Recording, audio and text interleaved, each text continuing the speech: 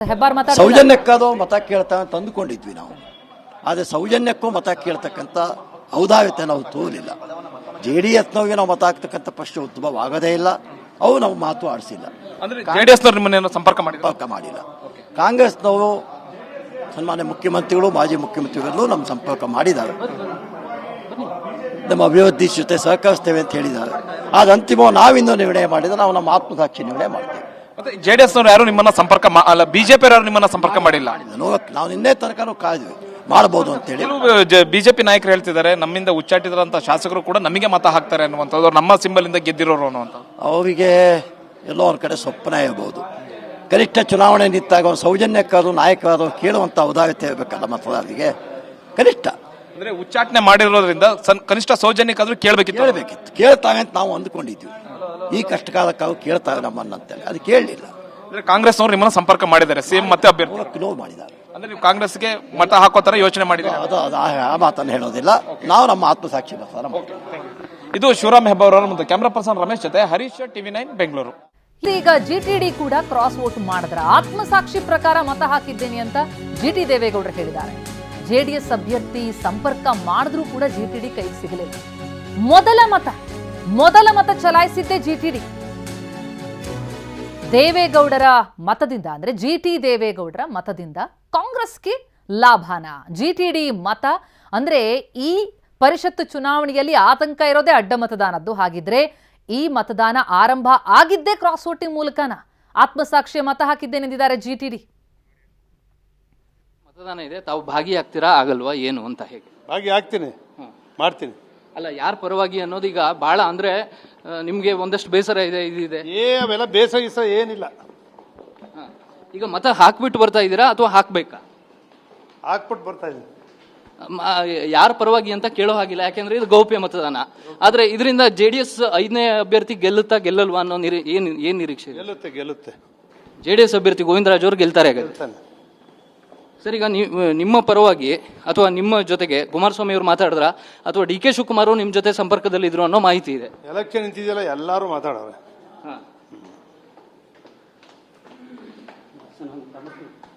ಹಾಗಿದ್ರೆ ಈಗ ನಿಮ್ಮ ಆಧಾರದ ಮೇಲೆ JDS ಅಭ್ಯರ್ಥಿಯ ಗೆಲುವು ನಿಂತಿದೆ ಅಂತೀರಿ ಸರ್? ಸರ್, ನಿಮ್ಮ ಮತದಾನದ ಆಧಾರದ ಮೇಲೆ JDS ಮೇಲೆಲ್ಲ ಯಾರ್ಯಾರು ಹೆಂಗ್ ಮಾಡ್ತಾರೆ ಅಂತ ಯಾರು ಗೊತ್ತಾಯ್ತದೆ? ಅವ್ರವ್ರ ಆತ್ಮಸಾಕ್ಷಿ ಮಾಡಿರ್ತಾರೆ, ಆಮೇಲೆ ಗೊತ್ತಾಗೋದಲ್ವಾ? ನಾವಂತೂ ಮಾಡಿದ್ವಿ ಅಷ್ಟೇ. ನೀವು ನಿಮ್ಮ ಆತ್ಮಸಾಕ್ಷಿ ಪ್ರಕಾರ ಮತದಾನ ಅಷ್ಟೇ. ಓಕೆ, ಇದಿಷ್ಟು GT ದೇವೇಗೌಡರ ಮಾತು. ತನ್ನ ಆತ್ಮಸಾಕ್ಷಿಯ ಪ್ರಕಾರ ತಾನು ಮತವನ್ನು ಚಲಾಯಿಸಿದ್ದೀನಿ, ಯಾರಿಗೆ ಮತ ಬೇಕಾದ್ರೂ ಹಾಕಬಹುದು. ಜೊತೆಗೆ ಈ ಸಂದರ್ಭದಲ್ಲಿ ಎಲ್ಲ ನಾಯಕರು ಎಲ್ಲರ ಜೊತೆಗೂ ಕೂಡ ಸಂಪರ್ಕ ಮಾಡಿದ್ದಾರೆ ಅನ್ನುವಂತ ಮಾತನ್ನ ಹೇಳ್ತಾ ಇದ್ದಾರೆ. ಕ್ಯಾಮರಾ ಪರ್ಸನ್ ಮಂಜುನಾಥ್ ಜೊತೆ ಪ್ರಸನ್ನ ಗಾಂವ್ಕರ್, TV9 ಬೆಂಗಳೂರು. ಇವತ್ತು ಮತದಾನ ಇದೆ, ತಾವು ಭಾಗಿಯಾಗ್ತೀರಾ ಆಗಲ್ವಾ ಏನು ಅಂತ? ಹೇಗೆ ಇದು GTD ಹೇಳಿಕೆ. ತಾನು ಆತ್ಮಸಾಕ್ಷಿ ಪ್ರಕಾರ ಮತವನ್ನ ಹಾಕಿರೋದಾಗಿ ತಿಳಿಸಿದ್ದಾರೆ. ಮಾಡ್ಬೋದೇನೋ, ರಿಕ್ವೆಸ್ಟ್ ಮಾಡ್ಬೋದೇನೋ ಅಂತಕ್ಕಂಥದ್ದು. ನಾನು ಯತ್ನಾಳು ಹೆಬ್ಬಾರು 3 ಜನನು ಅದನ್ನ ಮಾತಾಡಿದ್ದು. ಬಟ್ ನೆನ್ನೆ ಗಂಟೆ ಯಾರು ಮಾತನಾಡಿಲ್ಲ. ಮುಖ್ಯಮಂತ್ರಿಗಳು ಕರೆಸಿದ್ರು ನೆನ್ನೆ ಬಂದು ಅಂತ. ಅವರು ನಮಗೆ ನಮ್ಮ ಅಭ್ಯರ್ಥಿಗೆ ಮತ ಹಾಕಬೇಕು ಅಂತ ರಿಕ್ವೆಸ್ಟ್ ಮಾಡಿದ್ದಾರೆ. ನಾವು ಕೂಡ ನಮ್ಮ ಕ್ಷೇತ್ರದ ಸಮಸ್ಯೆಗಳ ಬಗ್ಗೆ, ಪ್ರಾಬ್ಲಮ್ಸ್ ಬಗ್ಗೆ ಅದೆಲ್ಲವನ್ನ ಕೂಡ ಅವ್ರ ಗಮನಕ್ಕೆ ತಂದಿದ್ದೇವೆ. ಮುಂದಿನ ದಿವಸಗಳಲ್ಲಿ ನೀವು ನಮಗೆ ಸ್ಪಂದಿಸಿದ್ರೆ ನಾವು ನಿಮ್ಗೆ ಸ್ಪಂದಿಸ್ತೀವಿ ಅಂತಕ್ಕಂಥದ್ದನ್ನು ಹೇಳಿದ್ದೇನೆ. ಅಂದ್ರೆ ಬಿಜೆಪಿ ನಾಯಕರು ಏನಾದರೂ ಮತ ಕೇಳಿದ್ರೆ ನೀವು ND ಅಭ್ಯರ್ಥಿಗೆ ಮತ ಹಾಕುವಂತರ ಬಗ್ಗೆ ಯೋಚನೆ ಮಾಡ್ತೀವಿ? 100% ಮಾಡ್ತಾ ಇದ್ದೆ. 100% ಯೋಚನೆ ಮಾಡ್ತಿದ್ದೋ. ಅವ್ರು ಯಾರು ಕೇಳಲಿಲ್ಲ.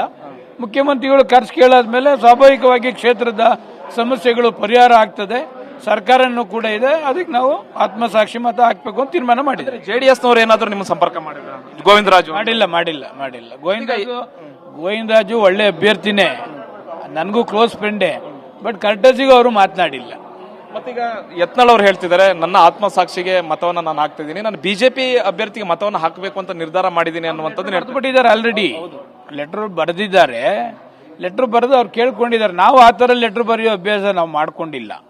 ನಮ್ಮ ಕ್ಷೇತ್ರದ ಸಮಸ್ಯೆಗಳ ಬಗ್ಗೆ ಯಾರು ಸ್ಪಂದಿಸ್ತಾರೆ ಅವ್ರಿಗೆ ಆತ್ಮಸಾಕ್ಷಿ ಮತ ಹಾಕಬೇಕು ಅಂತ ತೀರ್ಮಾನ ಮಾಡಿದ್ದೇವೆ.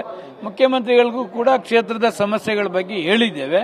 ಅವರು ಮುಂದಿನ ದಿವಸಗಳಲ್ಲಿ ಕನ್ಸಿಡರ್ ಮಾಡ್ತೀನಿ ಅಂತ ಹೇಳಿದ್ದಾರೆ. ಆತ್ಮಸಾಕ್ಷಿ ಮತ ಹಾಕ್ತೀವಿ. ಯತ್ನಾಳ್ ಅವ್ರನ್ನ ಏನಾದ್ರು ಕಾಂಗ್ರೆಸ್ ನಾಯಕರು ಸಂಪರ್ಕ ಮಾಡಿದ್ರು? ಇಲ್ಲ 100% ಇಲ್ಲ. 100% ಇಲ್ಲ.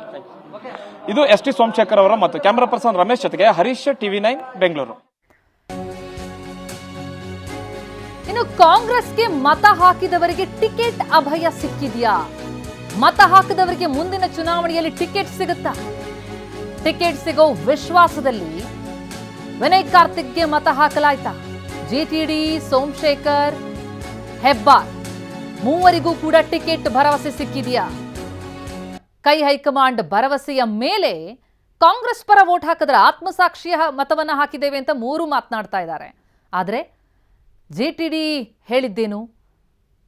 ಜೆಡಿಎಸ್ ಅಭ್ಯರ್ಥಿ ಗೆಲ್ತಾರೆ ಅಂದ್ರು, ಆದ್ರೆ ತಾವು ಆತ್ಮಸಾಕ್ಷಿಯ ಮತ ಹಾಕ್ತೀನಿ ಅಂತಂದ್ರು, ಮತ ಹಾಕಿದ್ದೀನಿ ಅನ್ನುವಂಥ ಮಾತುಗಳನ್ನು ಹೇಳಿದ್ದಾರೆ. ಮೊದಲನೇ ಮತವೇ ಅವರದ್ದಾಗಿತ್ತು. ಕ್ರಾಸ್ ವೋಟಿಂಗ್ ಆಗಿದೆ ಅನ್ನೋದ್ರ ಬಗ್ಗೆ ಅನುಮಾನ ಇದೆ. ಇನ್ನು ಹೆಬ್ಬಾರ್ ಮತ್ತು ಸೋಮಶೇಖರ್ ಇಬ್ರು ಕೂಡ ನೇರವಾಗಿ ಹೇಳಿದ್ರು, ಬಿಜೆಪಿಯವರು ನಮ್ಮನ್ನು ಸಂಪರ್ಕಿಸಲೇ ಇಲ್ಲ, ಜೆಡಿಎಸ್ ಕೂಡ ಸಂಪರ್ಕಿಸಲೇ ಇಲ್ಲ, ನಾವು ಆತ್ಮಸಾಕ್ಷಿಯ ಮತವನ್ನು ಹಾಕ್ತೀವಿ ಅಂತ. ಹಾಗಿದ್ರೆ ಮೂವರಿಗೂ ಟಿಕೆಟ್ ಭರವಸೆ ಸಿಕ್ಕಿದೆ. ನಾವು ಪ್ರತಿನಿಧಿ ಪ್ರಸನ್ನ ಈ ಬಗ್ಗೆ ಇನ್ನಷ್ಟು ಡೀಟೇಲ್ಸ್ ಕೊಡ್ತಾರೆ. ಪ್ರಸನ್ನ, ಈ ಬಾರಿಯ ಪರಿಷತ್ ಚುನಾವಣೆ ಕ್ರಾಸ್ ವೋಟಿಂಗ್ ವಿಚಾರಕ್ಕಾಗಿ ಬಹಳ ಕುತೂಹಲವನ್ನು ಹೆಚ್ಚಿಸ್ತಾ ಇರುವಂಥದ್ದು. ಅದರಲ್ಲೂ ಬಿಜೆಪಿಯ ಈ ಉಚ್ಚಾಟಿತ ಶಾಸಕರುಗಳೇನಿದ್ದಾರೆ ಅವರ ನಿಲುವೇನು ಅನ್ನೋದು ಒಂದು ಹಂತಕ್ಕೆ ಸ್ಪಷ್ಟ ಆಗ್ತಾ ಇದೆ. ನಮಗೆ ಬಿಜೆಪಿಯವರು ಕೇಳಲೇ ಇಲ್ಲ, ಒಂದು ಕರ್ಟಸಿಗಾರು ಕೇಳಿದ್ರೆ ಯೋಚನೆ ಮಾಡ್ತಿದ್ವಿ ಅನ್ನುವಂಥ ಮಾತನ್ನು ಹೇಳ್ತಿದ್ದಾರೆ. ಇವರೆಲ್ಲರೂ ಕೂಡ ಈಗ ಕಾಂಗ್ರೆಸ್ ಪರ ಓಟ್ ಹಾಕ್ತಾರೆ ಅಂತಂದ್ರೆ ಅವ್ರಿಗೇನು ಸಿಗುತ್ತೆ? ಕ್ಷೇತ್ರಕ್ಕೆ ನಮಗೆ ಅನುಕೂಲ ಮಾಡ್ಕೊಡ್ತೀವಿ ಅಂತ ಹೇಳ್ತಾರೆ ಅಂತ ಮೇಲ್ನೋಟಕ್ಕೆ ಹೇಳ್ತಾ ಇದ್ರು, ಕೈ ಹೈಕಮಾಂಡಿಂದ ಟಿಕೆಟ್ನ ಭರವಸೆ ಏನಾದರೂ ಸಿಕ್ಕಿದೆಯಾ? ಅಂತ ಮಾತುಕತೆಗಳೇನಾದ್ರು ಆಗಿದೆಯಾ? ಪ್ರತಿಮಾ, ನಮಗೆ ಸಿಗ್ತಾ ಇರುವಂತಹ ಮಾಹಿತಿಯ ಪ್ರಕಾರ ಕಾಂಗ್ರೆಸ್ನ ಹೈಕಮಾಂಡ್ ಒಂದು ಭರವಸೆಯನ್ನ ಕೊಟ್ಟಿದೆ. ಯಾರು ವಿನಯ್ ಕಾರ್ತಿಕ್ ಅವರಿಗೆ ಮತವನ್ನ ಹಾಕ್ತಾರೆ, ಜೆಡಿಎಸ್ ಆಗಲಿ ಬಿಜೆಪಿ ಆಗಲಿ, ಅಂಥವರಿಗೆ ಮುಂದಿನ ಚುನಾವಣೆಯಲ್ಲಿ ಟಿಕೆಟ್ ಅನ್ನ ಕಾಂಗ್ರೆಸ್ನಿಂದ ತುಂಬಾ ಕ್ಲಿಯರ್ ಆಗಿ ಕೊಡ್ತೀವಿ ಎನ್ನುವಂತ ಒಂದು ಅಭಯವನ್ನ ಕಾಂಗ್ರೆಸ್ ಹೈಕಮಾಂಡ್ ಕೊಟ್ಟಿದೆ. ಇದೇ ಕಾರಣಕ್ಕೋಸ್ಕರ ಇದೀಗ ಆತ್ಮಸಾಕ್ಷಿಯ ಮಾತುಗಳನ್ನ ಆಡ್ತಾ ಇದ್ದಾರೆ. ಎಸ್.ಟಿ. ಸೋಮಶೇಖರ್ ಅವರು ಕೂಡ ಅದೇ ಮಾತನ್ನ ಹೇಳ್ತಿದ್ದಾರೆ. ಶಿವರಾಮ್ ಹೆಬ್ಬಾರ್ ಅವರಿಬ್ಬರ ದಾರಿ ತುಂಬಾ ಕ್ಲಿಯರ್ ಆಗಿತ್ತು. ನಮಗೆ ಬಿಜೆಪಿ ಉಚ್ಚಾಟನೆಯನ್ನ ಮಾಡಿದೆ, ಅವರು ನಮ್ಮನ್ನ ಸಂಪರ್ಕಿಸುವಂತ ಕೆಲಸವನ್ನ ಮಾಡಿಲ್ಲ. ಬಿಜೆಪಿಯಲ್ಲಿ ನಾವು ಉಳಿಸ್ಕೋಬೇಕು ಅಂತ ಹೇಳಿ ಅವರ ಕಡೆಯಿಂದಲೂ ಪ್ರಯತ್ನಗಳು ನಡೀತಾ ಇಲ್ಲ. ನಮಗೂ ಕೂಡ ಬಿಜೆಪಿಯಲ್ಲಿ ಉಳಿಯುವಂತ ಯಾವುದೇ ರೀತಿಯ ಇರಾದೆಗಳಿಲ್ಲ. ಹೀಗಾಗಿ ಸಹಜವಾಗಿಯೇ ಕಾಂಗ್ರೆಸ್ ನಡೀತಾ ಇದ್ದಂತಹ ಶಾಸಕಾಂಗ ಸಭೆ ಎಲ್ಲಿ ನಡೀತಾ ಇತ್ತು ಅಲ್ಲಿಯೇ ಹೋಗಿ ಮುಖ್ಯಮಂತ್ರಿ ಡಿ.ಕೆ. ಶಿವಕುಮಾರ್ ಅವರನ್ನ ಸೋಮಶೇಖರ್ ಮತ್ತು ಹೆಬ್ಬಾರ್ ಇಬ್ಬರು ಕೂಡ ಭೇಟಿಯಾಗಿದ್ದಾರೆ. ಅವರಿಗೆ ಕಾಂಗ್ರೆಸ್ ಹೈಕಮಾಂಡ್ ಒಂದು ಕ್ಲಿಯರ್ ಆದಂತಹ ಭರವಸೆಯನ್ನ ಕೊಟ್ಟಿದೆ. ಮುಂದಿನ ಚುನಾವಣೆಯಲ್ಲಿ ನಿಮಗೆ ಕಾಂಗ್ರೆಸ್ನಿಂದಲೇ ಟಿಕೆಟ್ ಅನ್ನುವಂಥದ್ದು. ಅವರಿಗೆ ಎದುರಾಳಿಯಾಗಿ ಬಿಜೆಪಿ ಅಭ್ಯರ್ಥಿಗಳು ಕೂಡ ಅಲ್ಲಿ ಇಲ್ಲದೆ ಇರೋದ್ರಿಂದಾಗಿ ಅವರ ದಾರಿ ತುಂಬಾ ಕ್ಲಿಯರ್ ಆಗಿದೆ. ಇನ್ನು ಜಿ.ಟಿ. ದೇವೇಗೌಡರ ಮಾತಿನ ಮೇಲೆ ಬಹಳ ಅನುಮಾನಗಳು ಮೂಡ್ತಾ ಇದ್ದಾವೆ. ಎಲ್ಲಿಯೂ ಕೂಡ ಆತ್ಮಸಾಕ್ಷಿಯ ಮತ ಅನ್ನುವಂಥದ್ದು ಕಾನೂನಿನ ಚೌಕಟ್ಟಿನಲ್ಲಿ ಇಲ್ಲ. ಆತ್ಮಸಾಕ್ಷಿಯ ಮತ ಅನ್ನುವಂಥದ್ದು ಕೇವಲ ಅದು ಸಮರ್ಥನೆಗೆ ಬಳಸಿಕೊಳ್ಳುವಂತ ಒಂದು ಹೇಳಿಕೆ ಆಗುತ್ತೆ ಅಷ್ಟೇ. ಈಗ ಪಕ್ಷದ ಎಲ್ಲ ಶಾಸಕರಿಗೂ ಕೂಡ ವಿಪ್ ಜಾರಿಯಾಗಿರೋದ್ರಿಂದಾಗಿ ಸಹಜವಾಗಿ ಅಡ್ಡ ಮತದಾನ ಆಗಿದೆ ಅನ್ನುವಂಥದ್ದು ಗೊತ್ತಾಗಿದ್ದೇ ಆದ್ರೆ ಪಕ್ಷ ಅವರ ವಿರುದ್ಧ ಶಿಸ್ತು ಕ್ರಮವನ್ನು ಜರುಗಿಸುತ್ತೆ. ಪಕ್ಷ ಅವರನ್ನ ಉಚ್ಚಾಟನೆ ಮಾಡುವಂತ ಒಂದು ನಿರ್ಧಾರವನ್ನ ತೆಗೆದುಕೊಳ್ಬಹುದು. ಸಹಜವಾಗಿ ಚಾಮುಂಡೇಶ್ವರಿ ಕ್ಷೇತ್ರದಿಂದ ಜಿ.ಟಿ. ದೇವೇಗೌಡರು ಈಗ ಶಾಸಕರಾಗಿದ್ದಾರೆ. ಮುಂದಿನ ಚುನಾವಣೆಯಲ್ಲೂ ಕೂಡ ಕಾಂಗ್ರೆಸ್ನಿಂದ ಅವರಿಗೆ ಒಂದು ಅಭಯ ಸಿಕ್ಕಿದೆ ಅನ್ನುವಂತಹ ಮಾಹಿತಿ ನಮಗೆ ಲಭ್ಯವಾಗ್ತಾ ಇದೆ.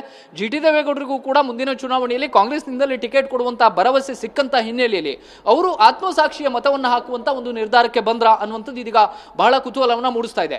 ಕೇವಲ ಜಿ.ಟಿ. ದೇವೇಗೌಡ, ಎಸ್.ಟಿ. ಸೋಮಶೇಖರ್ ಮತ್ತು ಶಿವರಾಮ್ ಹೆಬ್ಬಾರ್ ಮೂವರು ಮಾತ್ರವಲ್ಲ, ಇನ್ನೂ ಮೂವರ ಹೆಸರನ್ನ ಕಾಂಗ್ರೆಸ್ ಪಾಳ್ಯದಲ್ಲಿ ಚರ್ಚೆಯನ್ನ ಮಾಡಲಾಗ್ತಾ ಇದೆ.